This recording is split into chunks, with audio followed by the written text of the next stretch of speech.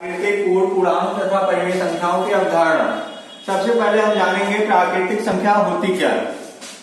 प्राकृतिक संख्या natural number,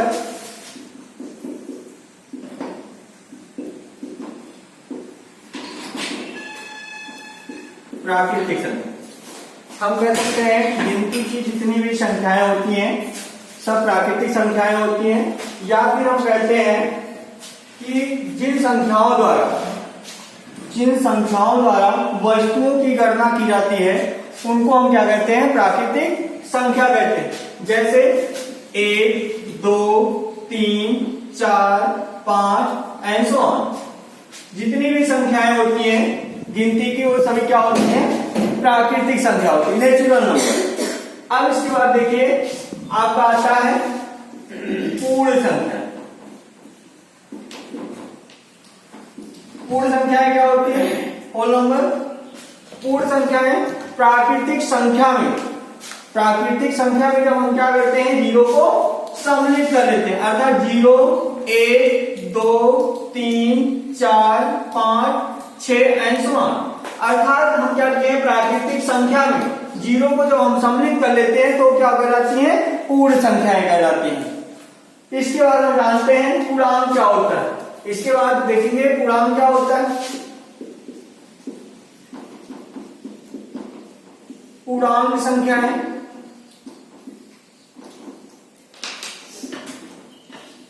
पूर्णांक संख्याएं क्या होती है, प्राकृतिक संख्या को ही हम क्या कहते हैं, पूर्णांक संख्याएं कह सकते हैं।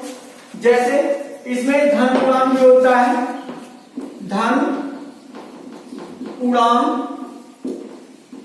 पॉजिटिव इंटीजर वैल्यू क्या होती है, प्राकृतिक संख्या में जिस संख्या का मान क्या होता है, धनात्मक होता है, इसको हम क्या कहते हैं, प्लस आई से डोनेट करते हैं, दर्शाते हैं। जैसे +1, +2, +3, +4 एंड सो ऑन। ये सब क्या है, पॉजिटिव इंटीजर है, धन पूर्णांक। इसके बाद हम आते हैं ऋण पूर्णांक क्या होता है, नेगेटिव इंटीजर। ऋण पूर्णांक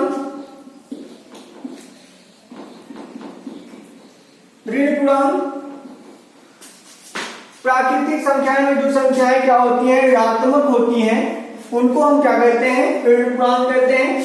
जैसे -1, -2, -3, -4 एंड सो ऑन। ये सब क्या होती हैं, ऋण पूर्णांक संख्याएं कहलाती हैं। इसके बाद हम आते हैं,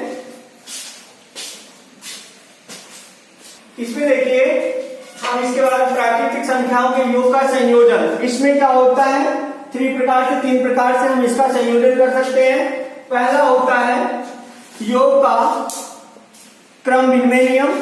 योग का क्रम विनिमय, इसमें क्या होता है, क्रम में परिवर्तन करने पर उसके मान में कोई परिवर्तन नहीं होता है। और इसके बाद आपका दूसरा है सहचर नियम। सहचर नियम में हम क्या करते हैं, तीन प्राकृतिक संख्याओं को लेते हैं और उनके क्रम में हम क्या करते हैं, परिवर्तन करते हैं, तभी उनके मान में कोई परिवर्तन नहीं होता है। इसके बाद तीसरा आपका होता है समवर्ग नियम। समवर्ग नियम में क्या होता है, हम क्या करते हैं, 2 या 3 प्राकृतिक संख्याओं को क्या करते हैं, जोड़ते हैं, उनसे हमको तीसरी प्राकृतिक संख्या प्राप्त होती है। अब देखिए सबसे पहले हम क्या करते हैं, योग का क्रम विनिमय नियम देखते हैं। योग का विनिमय नियम,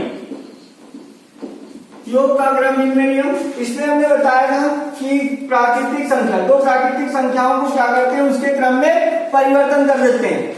जैसे देखते हैं a + b = b + a।